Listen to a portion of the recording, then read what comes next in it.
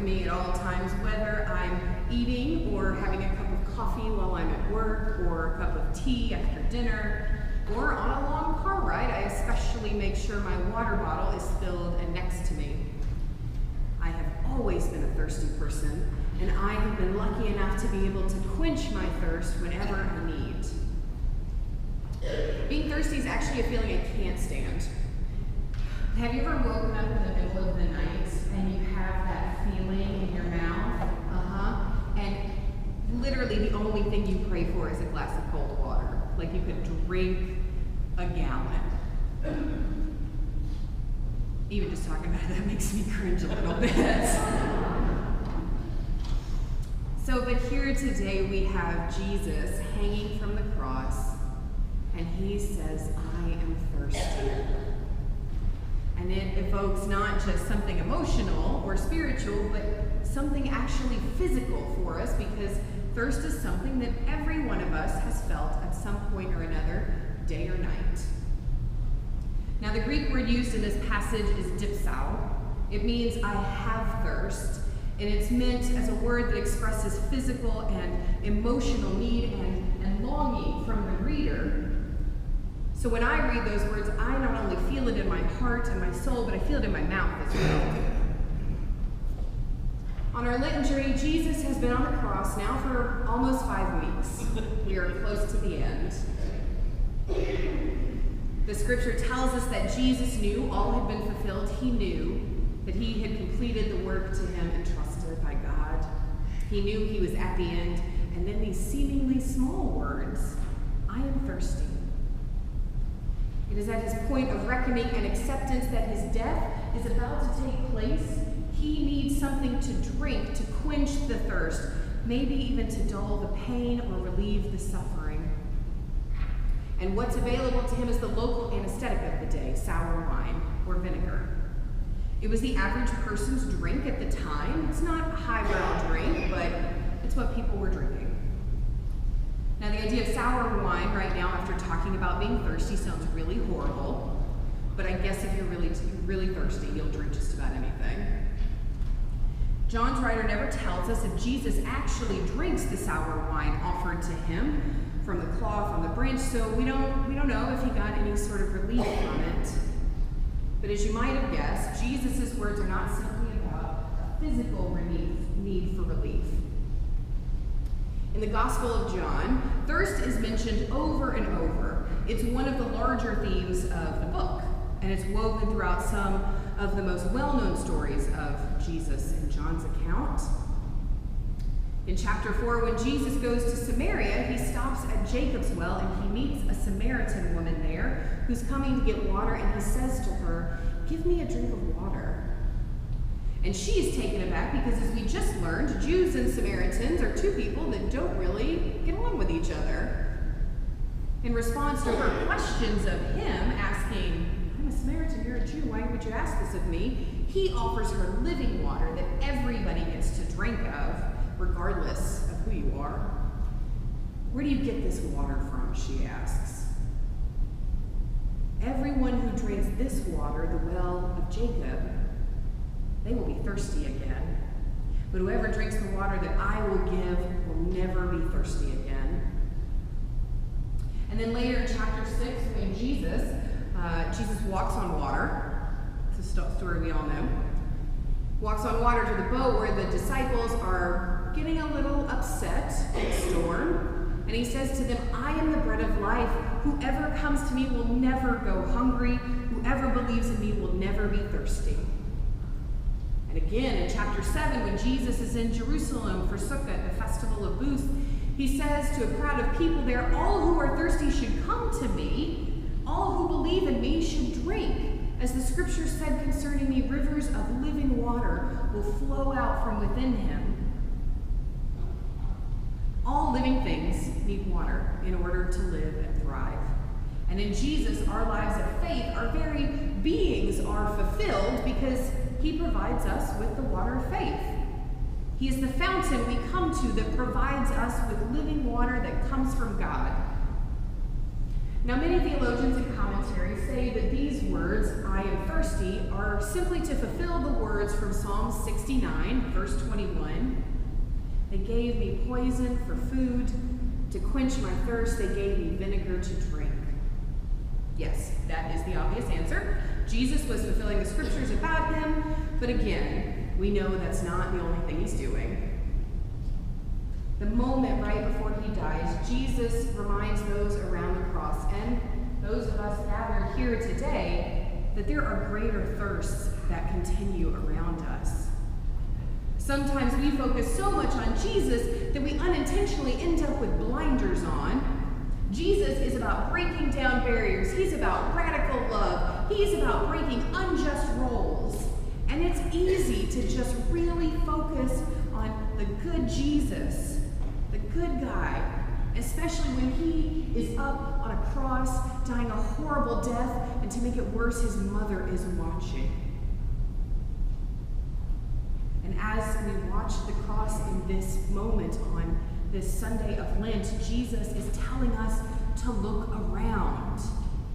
He is thirsty, and how we respond to the thirst of others is what matters. In Matthew's account of Jesus' final days, Jesus talks about separating people like a shepherd separates sheep from goats. The sheep go on the right, and the goats go to the left. To the sheep he says, "Come, you who will receive good things from God. Inherit the kingdom that was prepared before you before the world began. I was hungry and you gave me food to eat. I was thirsty and you gave me drink. I was a stranger and you welcomed me. I was naked and you gave me clothes to wear. I was sick and you cared for me. I was in prison and you visited me." Whatever we do to the least of these, we do to Jesus. That's just a fact. We know it, and when we relieve the thirst of others, we quench Jesus' thirst for justice and love as well. We know these things. These are the easy parts. But there are still people all over the world who are crying out with some sort of thirst. And so long as they are thirsty, there is still much to be done. In Flint, Michigan, residents there have suffered from a lack of clean water since April of 2014. It's 5 years this month. To make it even worse, they weren't actually denied water. No, they were knowingly given contaminated, poisonous, toxic water, and when they pointed it out, the people in charge lied to them. They said it was safe, even though they knew it wasn't. They didn't just deny people water, they knowingly gave them poison in its place. It's 2019 and many of the residents still don't have access to clean water. Down in Puerto Rico, residents are still living through the wreckage and aftermath of Hurricanes Irma and Maria in 2017. Out of the allocated financial aid that was promised to them, the residents of Puerto Rico have only seen 1/4 of that aid money, and it does not look promising that they will see much more. Down at our southern border, shared with our neighbors in Mexico, daily children are being ripped away from their parents and becoming lost in an unjust and cruel system, our system. Each time there is another shooting in our country at a school or a house of worship or any one of the other public places that we hear about, instead of taking measures to lessen these acts of terrorism, we offer thoughts and prayers and listen to those with agendas, begin to distract us with victim shaming and point the finger at mental illness instead of acknowledging that there are big and deep problems in our country. Jesus says, "I am thirsty." He is thirsty because the world is thirsty for clean water and the opportunities to rebuild after disaster. The world is thirsty for safety and for peace. The world is thirsty for justice. We should hear and feel the need to quench the thirst of others in our world just as quickly as we recognize our own thirst when we need a drink of water. Jesus' words, "I am thirsty," are not just about fulfilling Psalm 69. They're about fulfilling the law of God by responding to the needs of others. They're about living into the words of Matthew 25. When Jesus said, I was hungry and you gave me something to eat. I was thirsty and you gave me a drink. I was a stranger and you welcomed me. I was naked and you clothed me. I was sick and you cared for me. I was in prison and you visited me. Jesus' thirst is about our response to the needs of the world, the needs of the country, and the needs of the community right outside these doors. The definition of the verb thirst is defined by Merriam-Webster as to feel thirsty, to suffer thirst, to crave vehemently and urgently for something.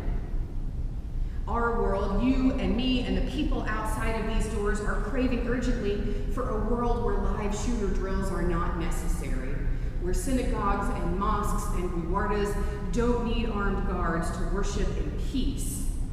We are longing for a world where people with brown bodies no longer live in fear of unjust systems and white nationalism. We are longing for a world where Presbyterian disaster assistance is no longer needed, but that is not our current reality. And because it is not our reality, because we live in a broken and messy world where bad things happen to good people every day, we have to listen to Jesus say, I am thirsty from the cross. We have to pull ourselves away from the idea of Jesus and his teachings and into the action of Jesus' teachings. Coincidentally, this past week, the Presbyterian Church USA launched a new initiative called Matthew 25. The challenge that our national church leaders have given to each of us is to actively engage in the world around us so our faith comes alive and we wake up to new possibilities. They write, convicted by this passage, both the 222nd and the 223rd General Assemblies exhorted the people of the Peace of USA to act boldly and compassionately to serve people who are hungry, oppressed, imprisoned, or poor. Since I have started my ministry here with all of you, the biggest question I have heard from so many of you is how can we be more engaged in and serve our community? Now I can say with confidence that we are a congregation that is actively quenching the thirst of others when we do things like load a truck or cook and serve at Pacific House or New Covenant.